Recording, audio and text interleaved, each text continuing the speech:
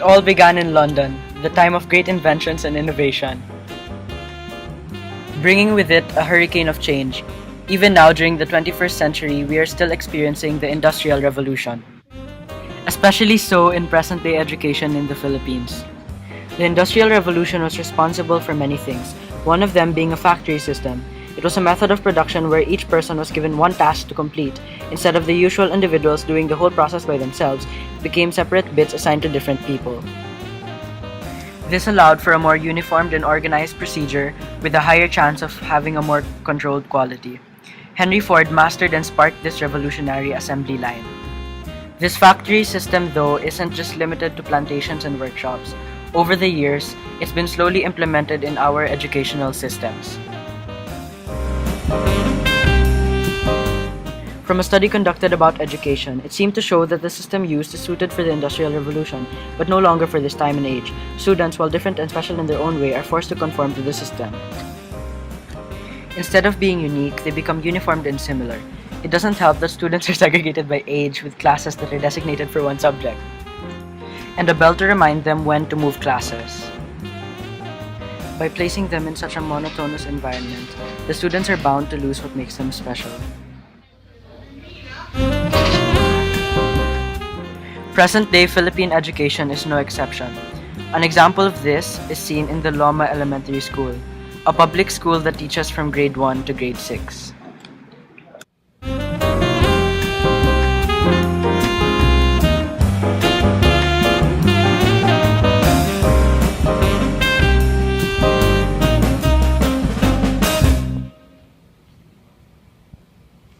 Okay.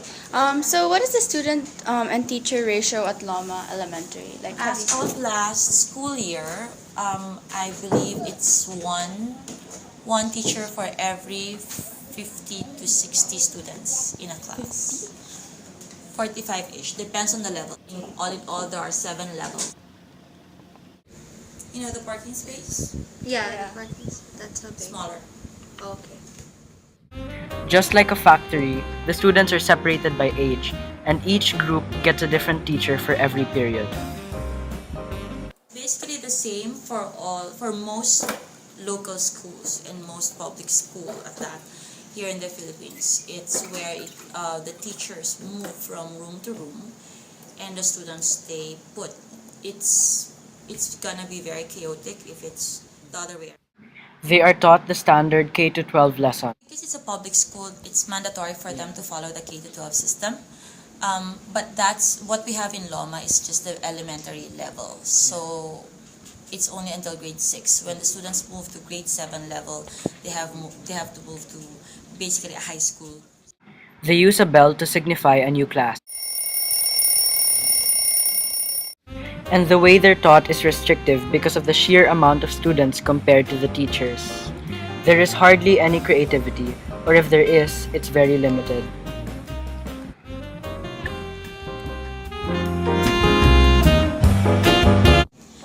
It's not even, I think it's very difficult for the system to even have a student-centered approach like the one you have with me, with here in Beacon Academy, where you get to have more quality time with your teachers, or the teachers can actually supervise your progress. In their case, I don't think that's quite feasible.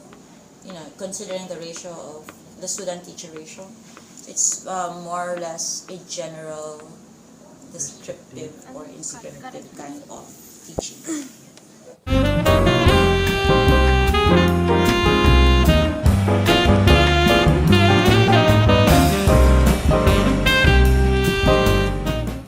Majority of the students there are more or less failing and struggling, making us question if the system is still suitable.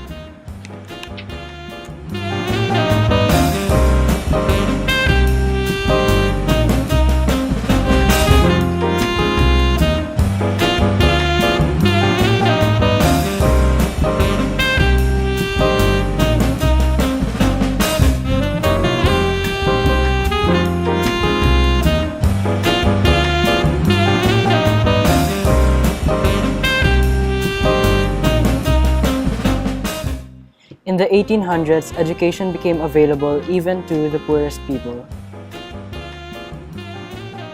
It was during the 1800s that education became readily available for everyone. Since they couldn't have lessons for each batch of students, they made it the same all throughout.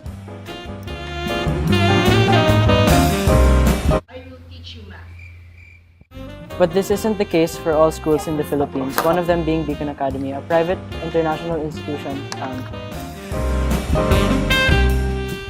It is a school which strays away from the conventional educational system by allowing students the chance to utilize their creativity. Even with a standard bell, uniforms, grade levels in different classrooms, it doesn't seem as factory-like because of the way they allow students to put their own spin on things.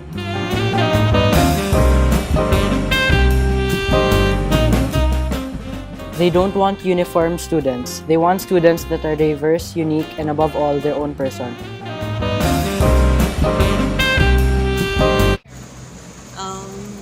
There's a lot I think that's different.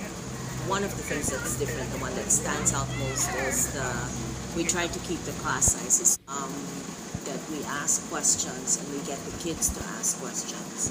So we build our knowledge on things they already know and we just add to it. So it's called the constructivist way of it. Does Beacon Academy enable students to express creativity, and if so, to what extent? I hope so, right? And I hope the students feel that way, not just in the art classes, but as much in like math, biology, definitely in the language classes, right? And more we're gonna try and build that in. Schools are set up and patterned after the factory system of the Industrial Revolution. Do you still see that here at Beacon? No, one of the things that we said at the very beginning at Beacon was we compared it to a factory of sausages. We should leave behind the solution made in the Industrial Revolution because public education, as much as it is needed, is not the right solution anymore. We should maintain the inequivocalness and the curiosity shown in the Industrial Revolution, but we must not stick to what was made then, for we live in a new generation.